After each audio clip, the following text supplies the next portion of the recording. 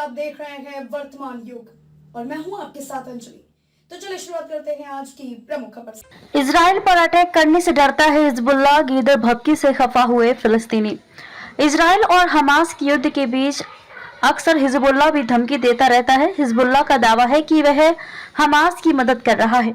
Hezbollah chief Hasan Nasrallah ने Israel के खिलाफ भाषण जरूर दिए, लेकिन अब तक खुलकर युद्ध का ऐलान नहीं किया गया है।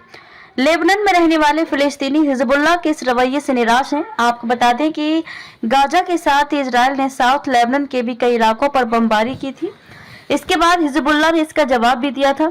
नसरुल्लाह का कहना है कि यह युद्ध जल्द खत्म होने वाला नहीं है। फिलिस्तीनियों को नागवार गुजर रहा हिजबुल्लाह का संदेश। हिजबुल्लाह सालों तक युद्ध चलने का दावा कर रहा है। वहीं बेरूत के आसपास साबरा और शातला में रहने वाले फिलिस्तीनी शरणार्थियों को ये संदेश नागवार गुजर रहा है।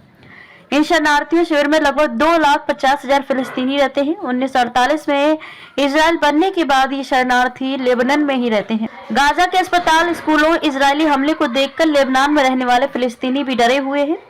आपको बता दें कि गाजा में अब तक 11,000 लोग मारे जा चुके हैं, इसमें आधे बच्चे भी हैं। लेबनान में रहने वाले फिलिस्तीनी चाहते हैं कि हिजबुल्लाह इजराइल के खिलाफ युद्ध करे। 4 नवंबर को एक भाषण के दौरान नसरुल्लाह ने कहा था कि वह हमास के साथ खुलकर उतरेगा। हिजबुल्लाह ने इजराइल में मिसाइल अटैक भी किया था, जिसमें एक की जान चली गई थी।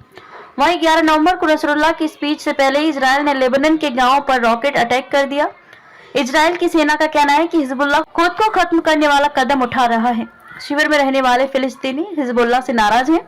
उनको उम्मीद थी कि हिजबुल्लाह हमास के साथ खुलकर उतरेगा। इसके अलावा ईरान समर्थित सैन्य संगठन भी इजराइल के खिलाफ पूरी ताकत झोंक देंगे, लेकिन ऐसा कुछ होता दिखाई नहीं दे रहा है।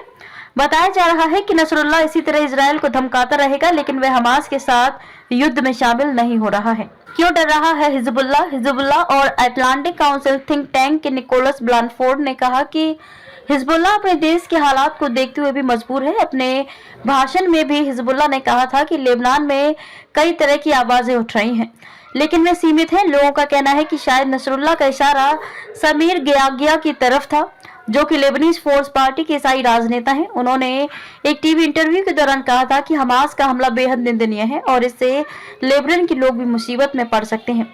उन्होंने कहा था कि लेबनान को भी इस युद्ध में खींचने के लिए वह हिजबुल्लाह का समर्थन नहीं करेंगे।